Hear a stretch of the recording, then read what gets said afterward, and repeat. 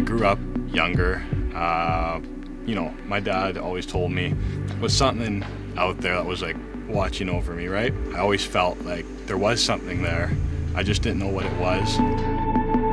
I also felt like at some point in my life I would kind of come to terms with what it was that was helping me.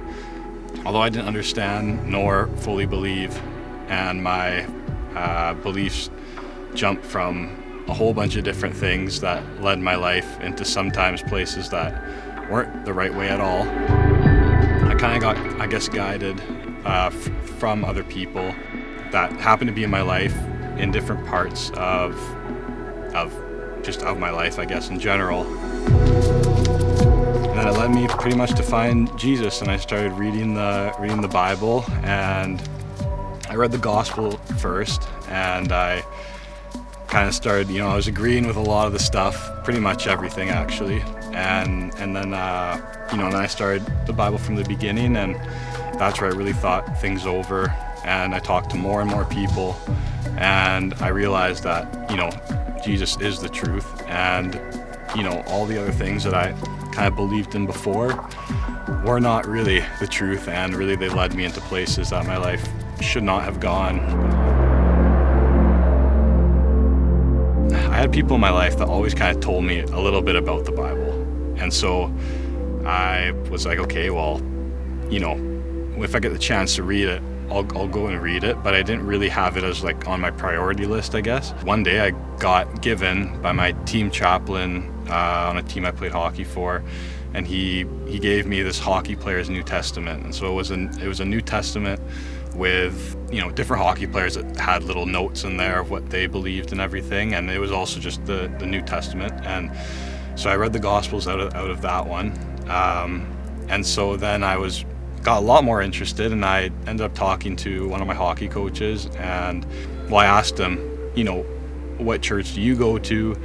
What do you believe in and all this stuff? And he told me, well, I can just go to my brother's church. It's in North Van.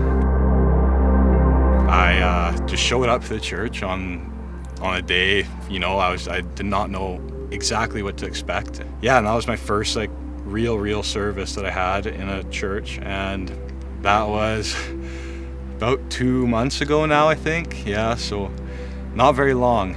But I think that throughout my life, it's kind of led up to that, where it wasn't just like all of a sudden, I did kind of all of a sudden decide, but it wasn't that was like a complete non-believer before. I kind of had a bit of an idea, just not the full understanding. But yeah, towards in the last 2 months, it's definitely changed.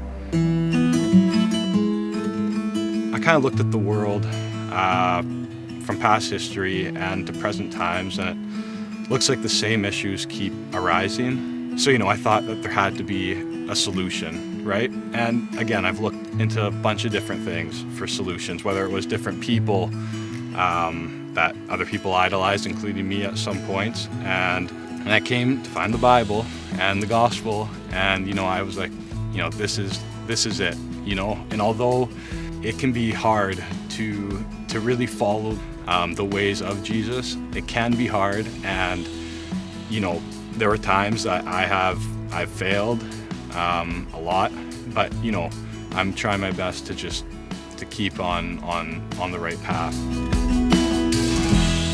Jesus, all the problems and all the bad things in the world, he took upon himself, and he took the whole burden of all the sins of the world, and he died for us, and that's something that we as sinners, we have the choice and the opportunity to, we can praise him for that, or we can't, and that is our choice. And I decided to make the choice to do that just because of what he's done for all of us.